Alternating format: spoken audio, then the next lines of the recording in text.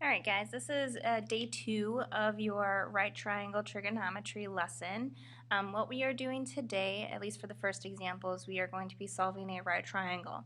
Now when I say solve a right triangle, your goal is to get all three sides and all three angles. You will be given two pieces of information. So I'm going to go ahead and set up my right triangle with the two pieces of information that I already have. So I'm going to label this angle as A, B, and C. So all of your angles will be labeled with capital letters. Your sides will be labeled with lowercase letters. So side A is always opposite angle A, so there's going to be your side A. Side B is opposite angle B, and side C is opposite angle C. So I'm going to go ahead and fill in the information that I know. I know that this is 72 degrees, and I know that this is 10. So what I need to solve for is I need to solve for angle B, I need to solve for side A, and I need to solve for side B. Well, the angles in a triangle add up to 180 degrees, so I can take 180 minus 72 minus 90, and that's what angle B is going to be. So angle B is 18 degrees. So we're good on that. Next thing I'm going to solve for is side A. Now I'm going to go ahead and use the information that I'm given because I know that this is 100% true. Who knows if we got B correct, maybe for some reason you make a little mistake. So I'm going to go ahead and use the fact that A is 72 and C is 10. So what I'm looking for is I am relating side A with side C and this angle. So I have my opposite and my hypotenuse. So opposite and hypotenuse means that I should use sine. So I have sine of 72 degrees equals my opposite side over my hypotenuse. I can multiply both sides by 10. I'm going to use my calculator. So I have 10 sine of 72. I'm going to round to the nearest tenth for the sides. So that's going to be 9.5.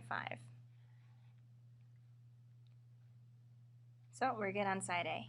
For side B, since we know these two sides, technically you could use the Pythagorean Theorem, but again, I'm going to use the information that I know is 100% true because maybe for some reason we didn't type this in correctly. So again, I'm going to use my 72 and my 10. Now side B is adjacent to the 72 degrees. So I have my adjacent and the hypotenuse, so that's going to be cosine. So I have cosine of 72 degrees equals my adjacent over my hypotenuse. And again, I'm going to multiply both sides by 10 to get B by itself. I'm going to plug that into my calculator, and I get 3.1. So now we have all three sides and we have all three angles.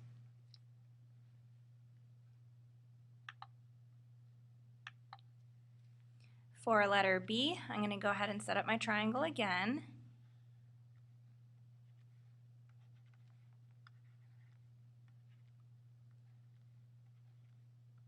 I'm given that side A is 7 and side B is 5. So I can solve for side C right away using the Pythagorean Theorem. I'm going to go ahead and list out what we need to solve. We need to solve for angle A, angle B, and side C. So I'm going to go ahead and use the Pythagorean Theorem to solve for C. So I have A squared plus B squared equals C squared. So that gives me A squared is 49, B squared is 25. So I have 74 equals C squared. I'm going to take the square root of both sides. So the square root of 74 is about 8.6. So we're good with that. I'm going to go ahead and solve for angle A. Again, I'm going to use the information that's given to me.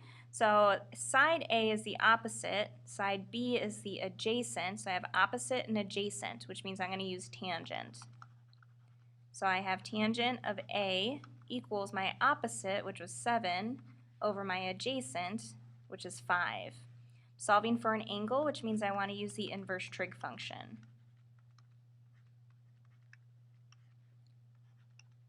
So I'm going to do the inverse tangent of 7/5, and that gives me, I'm going to round to the nearest degree, 54 degrees.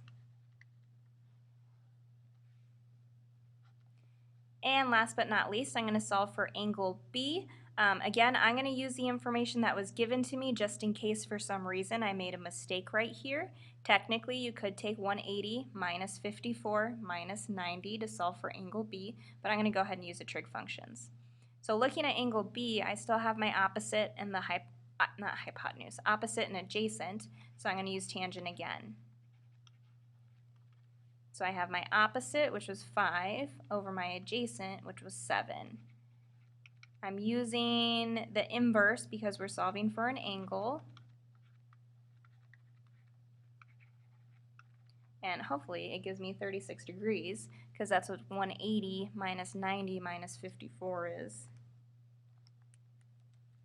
Gives me about 36 degrees.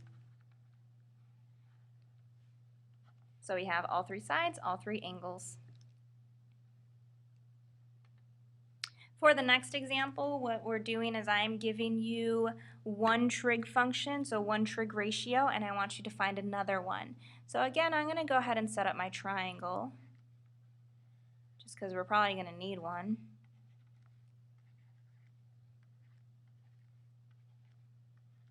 So we're given that cosine of angle A, so we're looking at angle A, is equivalent to 2/5. Well, the ratio for cosine is your adjacent over the hypotenuse, if you recall from SOHCAHTOA.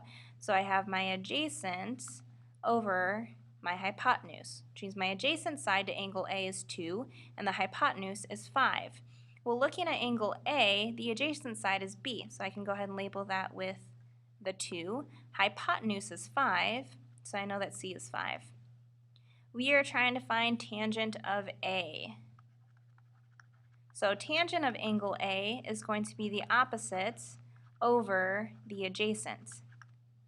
And we already have the adjacent. We know the adjacent side is 2, which means we still need to solve for the opposite side. So we can solve for the opposite side using the Pythagorean Theorem.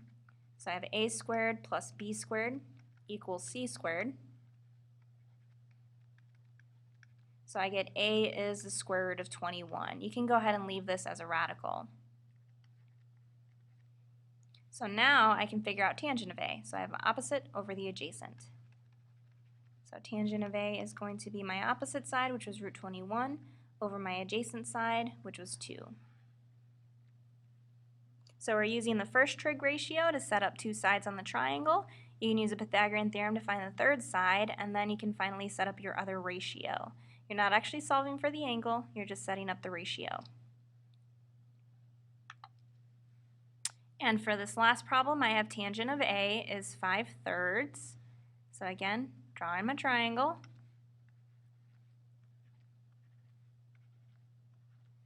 So tangent is opposite over adjacent. So my opposite side of angle A is going to be 5, so opposite angle A is side A, so that's 5. My adjacent side, which is side B, is going to be 3. And again, I can use my Pythagorean theorem to solve for C. So I have A squared plus B squared equals C squared. So C squared equals 34. Again, I'm going to leave this as a radical. So C is the square root of 34. Alright, so what we're looking for is cosecant of A. Now, cosecant of A is the reciprocal of sine. So I'm going to go ahead and find sine of A first. So I'm looking at angle A. Sine of A is going to be my opposite over the hypotenuse. So that's going to be 5 over the square root of 34. So since sine of A is 5 over the square root of 34, that means cosecant of A is the reciprocal of that. That's going to be the square root of 34 over 5. Also, if you just remember that cosecant is your hypotenuse over the opposite, you can do that as well. But I usually start with the original trig function and just flip it over. Alright, so that's it for 13.1 right triangle trig.